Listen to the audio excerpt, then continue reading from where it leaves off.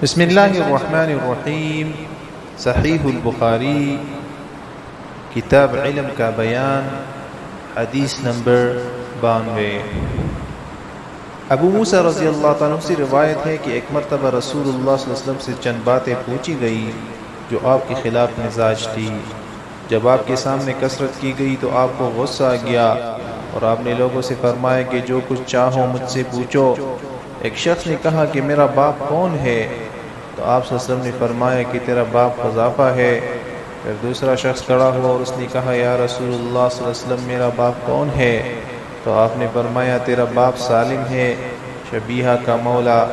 پھر جب حضرت عمر رضی اللہ عنہ نے آپ کے چہرے میں آثار غضب دیکھے تو انہوں نے عرض کیا کہ یا رسول اللہ ہم اللہ تعالیٰ کی طرف توبہ کرتے ہیں۔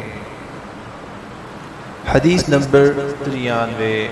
انس بن مالک رضی اللہ عنہ کہتے ہیں کہ رسول اللہ صلی اللہ علیہ وسلم ایک دن نکلے تو عبداللہ بن حذافہ کھڑے ہو گئے اور انہوں نے کہا کہ یا رسول اللہ میرا باپ کون ہے؟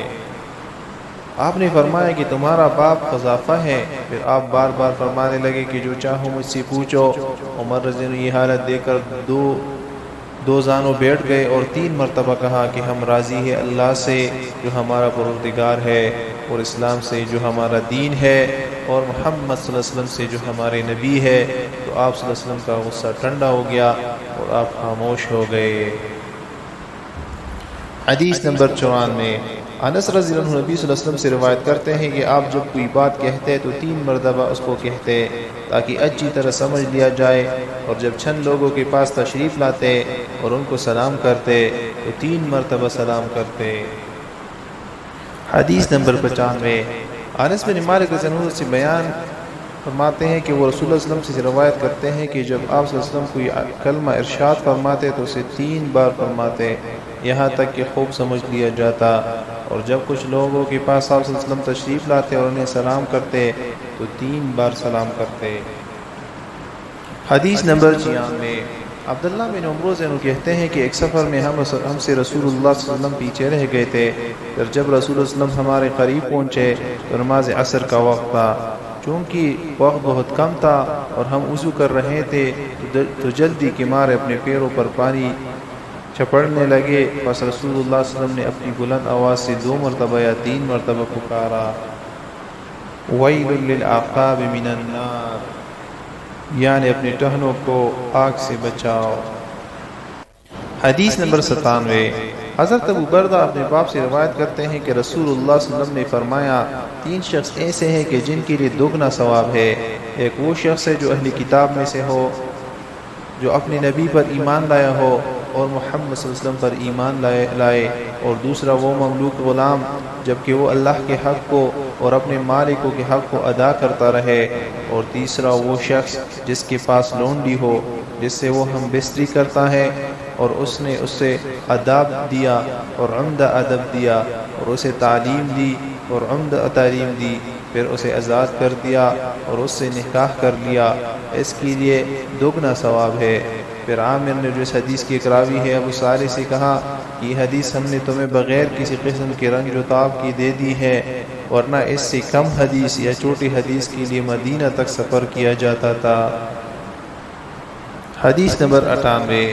عطا بن ابی رباح کہتے ہیں کہ ابن عباس رضی اللہ عنہ نے قسم کھا کر بیان کیا کہ ایک مرتبہ عید کے موقع پر جب حضور صلی اللہ علیہ وسلم مردوں کی صف سے گزر کر عورتوں کی صف میں پہنچے، اس وقت آپ کے ہمراہ بلال رضی اللہ عنہ بھی تھے۔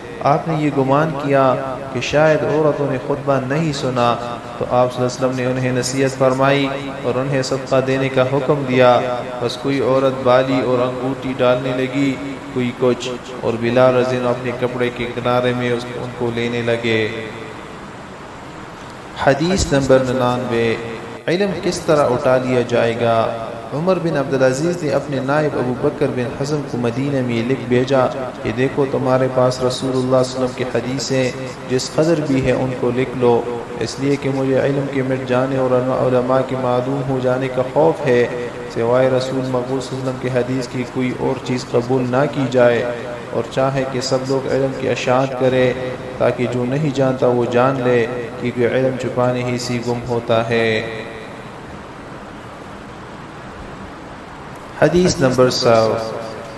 عبداللہ بن عمرو بن عاص رضی اللہ عنہ کہتے ہیں کہ میں نے رسول اللہ صلی اللہ علیہ وسلم کو یہ فرماتے ہوئے سنا کہ اللہ علم کو اس طرح نہیں اٹھائے گا کہ بندوں کی سینوں سے نکال لے، بلکہ علماء کو موت دے کر علم کو اٹھایا جائے گا، یہاں تک کہ جب کوئی عالم باقی نہ رہے گا تو جاہلوں کو سردار بنا لیں گے اور ان سے لوگ دینی مسائل پوچھیں گے اور وہ بغیر علم کے فتوے دیں گے، خود بھی گمراہ ہوں گے اور دوسروں کو بھی گمراہ کریں گے۔ حدیث نمبر 101۔ حضرت ابو سعید خدری رضی اللہ عنہ سے روایت ہے کہ انہوں نے فرمایا کہ عورت نے نبی صلی اللہ علیہ وسلم سے عرض کی کہ آپ سے فائدہ اٹھانے میں مرد ہم سے بڑھ گئے ہیں، آپ صلی اللہ علیہ وسلم ہمارے لیے اپنی طرف سے کوئی دن مقرر فرما دیجئے۔ تو آپ نے ان سے کسی دن کا وعدہ کر لیا۔ اس دن آپ ان سے ملے اور انہیں نصیحت فرمائی اور ان کے مناسب حال عبادت کا انہیں حکم دیا۔ اس کی جو آپ نے ان سے فرمایا یہ تھا کہ تم میں سے جو عورت اپنی 3 لڑکے آگے بھیج دے گی، یعنی اس کی 3 لڑکے اس کے سامنے مر جائیں گے تو اس کے لیے دوزخ کی آگ سے حجاب ہو جائیں گے۔ ایک عورت بولی اور اگر کوئی 2 لڑکے آگے بھیجے تو آپ نے فرمایا اور 2 کا بھی یہی حکم ہے۔ حدیث نمبر 102۔ اوپر جو حدیث گزری ہے اس کو ابو سعید رضی اللہ عنہ نے نبی صلی اللہ علیہ وسلم سے روایت کیا اور عبد الرحمن بن سبحانی نے سے روایت ہے۔ بیان کیا کہ میں نے ابو حازم کو حضرت ابو ہریرہ رضی اللہ عنہ سے روایت کرتے سنا، انہوں نے فرمایا کہ اوپر والے حدیث میں جو ہے وہ 3 لڑکے ہیں جو ابھی تک بالغ نہ ہوئے ہوں، یعنی 3 بچوں کا مرنا ہے۔ حدیث نمبر 103۔ ابن ابی ملیکہ رضی اللہ عنہ کہتے ہیں کہ نبی صلی اللہ علیہ وسلم کی زوجہ عائشہ رضی اللہ عنہ جب کسی ایسی بات کو سنتی جس کو نہ سمجھتی تو پھر دوبارہ اس میں تفتیش کرتی تاکہ اس کو سمجھ لے۔ چنانچہ ایک مرتبہ نبی صلی اللہ علیہ وسلم نے فرمایا، قیامت میں جس کا حساب لیا گیا اس پر ضرور عذاب کیا جائے گا۔ عائشہ رضی اللہ عنہ کہتی ہے یہ سن کر میں نے کہا کہ اللہ پاک تو یہ فرماتا ہے کہ فَسَوْفَ يُحَاسَبُ حِسَابًا يَسِيرًا، ترجمہ بس قریب اس سے آسان حساب لیا جائے گا۔ معلوم ہوا کہ حساب کے بعد عذاب کچھ ضروری نہیں۔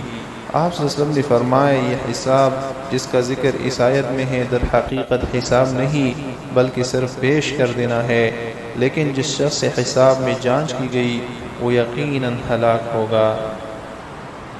حدیث نمبر 104۔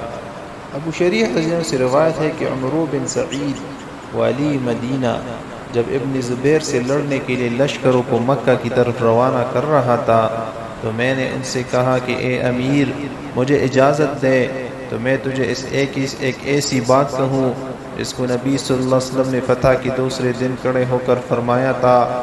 اس کو میرے دونوں کانوں نے سنا ہے اور اس کو میرے دل نے یاد رکھا ہے، اور جب آپ اس کو بیان فرما رہے تھے تو میری آنکھیں آپ کو دیکھ رہی تھی۔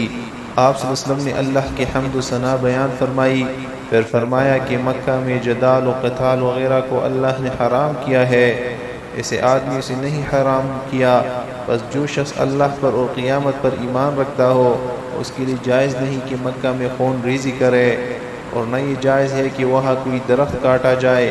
پھر اگر کوئی شخص رسول اللہ صلی اللہ علیہ وسلم کی لڑنے سے ان چیزوں کا جواز بیان کرے تو اس سے کہہ دینا کہ اللہ نے اپنے رسول صلی اللہ علیہ وسلم کو اجازت دے دی تھی جنگ کرنے کی اور تمہیں کوئی اجازت نہیں دی، اور رسول اللہ صلی اللہ علیہ وسلم کو بھی ایک گھڑی بھر دن کی وہاں اجازت دی تھی، پھر آج اس کی حرمت ویسی ہی ہوگی جیسے کل تھی، پھر حاضر کو چاہیے کہ وہ غائب کو یہ خبر پہنچا دے۔